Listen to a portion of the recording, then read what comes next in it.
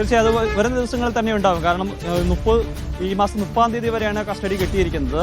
ഇപ്പോൾ അന്വേഷണ സംഘം പ്രാഥമിക നിലയിൽ നോക്കുന്നത് വിശദമായ ചോദ്യം ചെയ്യലിലേക്ക് പോകുക എന്നുള്ളതാണ്. വരുന്ന മണിക്കൂറുകൾ അത് തന്നെയാണ് കൂടുതൽ ഫോക്കസ് ചെയ്യുകയും ചെയ്യുന്നത്. ഉണ്ണികൃഷ്ണൻ പോറ്റിയെ ഒറ്റയ്ക്കിരുത്തി ചോദ്യം ചെയ്യും. അതിനുശേഷം ഇതുമായി ബന്ധപ്പെട്ട് നിലവിൽ പ്രതിയേർക്കപ്പെട്ടിരിക്കുന്ന മുരാരി ബാബു ഉൾപ്പെടെയുള്ള ദേവസ്വം ബോർഡിലെ ഉദ്യോഗസ്ഥരെ വിളിക്കും.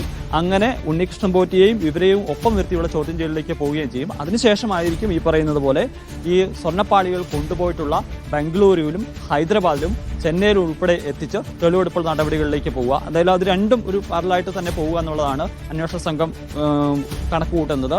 എന്തായാലും കസ്റ്റഡിയിൽ എടുക്കുന്നത് ഇയാളെ ചോദ്യം ചെയ്യുന്നതിന് വേണ്ടി കസ്റ്റഡിയിൽ എടുക്കുന്നത് ഒരാഴ്ചയ്ക്ക് ശേഷമാണ് എടുക്കുന്നത്. പരമാവധി തെളിവുകൾ ശേഖരിക്കുകയായിരുന്ന ഉദ്ദേശമാണ് ഉണ്ടായിരുന്നത്.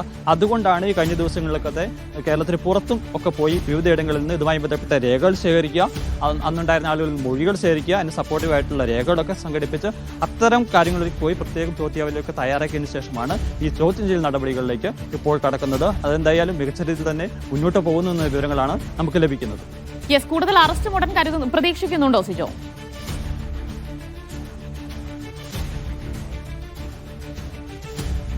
അത് നമുക്ക് പ്രതീക്ഷിക്കാം. പക്ഷെ അത് എപ്പോഴത്തേക്ക് എന്നുള്ളത് കാത്തിരുന്ന് കാണണം. കാരണം അത് ഈ ചോദ്യം ചെയ്യൽ എത്രത്തോളം മുന്നോട്ട് പോകുന്നു അനുസരിച്ചിരിക്കും. കാരണം ഈ കാര്യത്തിൽ ആരൊക്കെ ഒരു ഇൻവോൾവ്മെന്റ് ഉണ്ടായിട്ടുണ്ട് എന്നുള്ളത് സംബന്ധിച്ച് കൂടുതലൊരു ക്ലാരിറ്റി ഉണ്ണികൃഷ്ണൻ പോറ്റിയെ ചോദ്യം ചെയ്യുന്നതിലൂടെയാണ് കിട്ടുക. അതിനനുസരിച്ചാണ് ഈ പറയുന്നത് പോലെ ഓരോ ആളുകളെയും വീണ്ടും ചോദ്യം ചെയ്യലിനുണ്ട് വിളിക്കുക. ജാമ്യമില്ലാ വകുപ്പുകൾ പ്രകാരമാണ് എല്ലാവർക്കെതിരെയും കേസെടുത്തിരിക്കുന്നത്. അതുകൊണ്ട് തന്നെ ഇവർ ചോദ്യം ചെയ്യുന്നതിലൂടെ കൃത്യമായ വിവരങ്ങൾ ലഭിക്കുകയാണെങ്കിൽ അറസ്റ്റ് ഉൾപ്പെടെയുള്ള നടപടികളിലേക്ക് വൈകാതെ പോകും.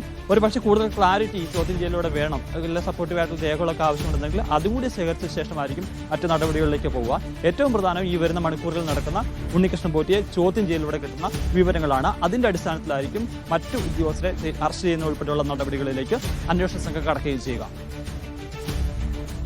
ശരി, എന്തായാലും ഇപ്പോൾ ഉണ്ണികൃഷ്ണൻ പോറ്റിയെ ക്രൈംബ്രാഞ്ച് ചോദ്യം ചെയ്തു വരികയാണ്.